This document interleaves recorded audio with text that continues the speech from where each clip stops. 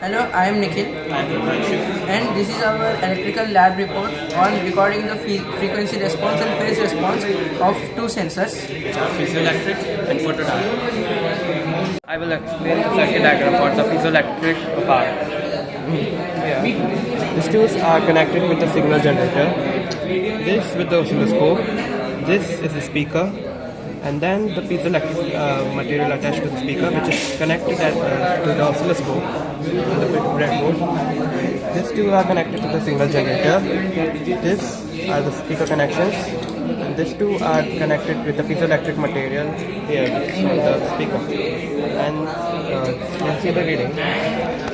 This one is the signal of the speaker, and this one is the piezoelectric material.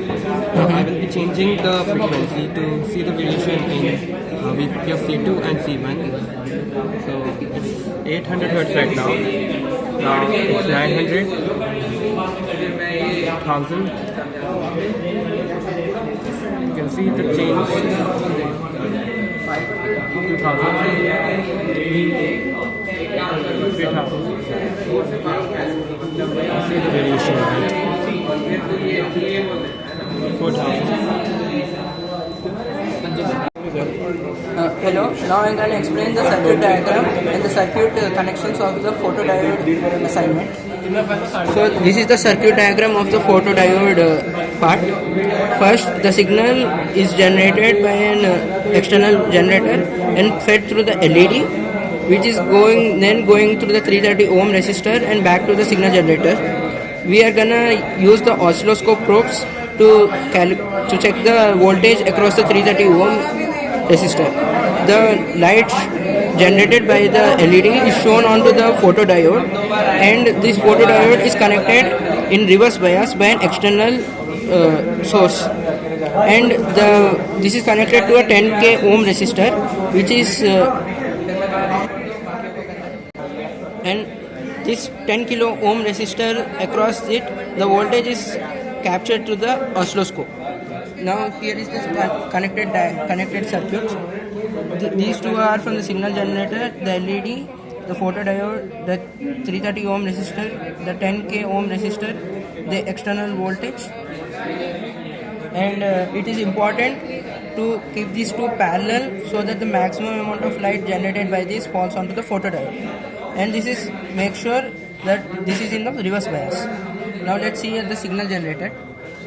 Now currently it is at 1 megahertz. As I decrease the hertz, one can see that the VPP is increasing, which is to be expected. Be explaining the results of the piezoelectric sensor experiment. So, as piezoelectric sensor contains a lot of RLC circuits, we got many resonance frequencies. Out of those, these two are the prominent ones.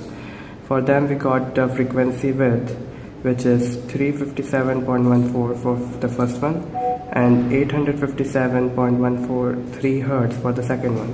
Then we got the quality factor, which is the resonance frequency divided by the resonance width.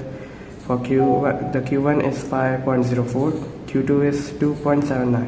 As Q1 is greater value, the first one is more sharper quality factor. So the frequency response of a sensor is important. A sensor or an amplifier is important as it gives us the information on how an amplifier reacts to fast changes in frequency and how fast can the data or the signal sent through the amplifier can be processed.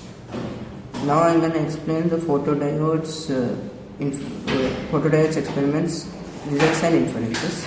So these are the graphs obtained from the photodiode experiment. This is the phase response graph, which is plotted against the frequency, and this is the gain in dB plotted against the frequency. We have done the readings from 100 Hz to 1 million Hz, and from the graph we can infer that the gain is constant over a period of frequencies, and from there it starts dropping rapidly. So it was constant around minus 29 dB, and it started dropping from this point. So the 3 dB cutoff frequency was found to be 124 kilohertz.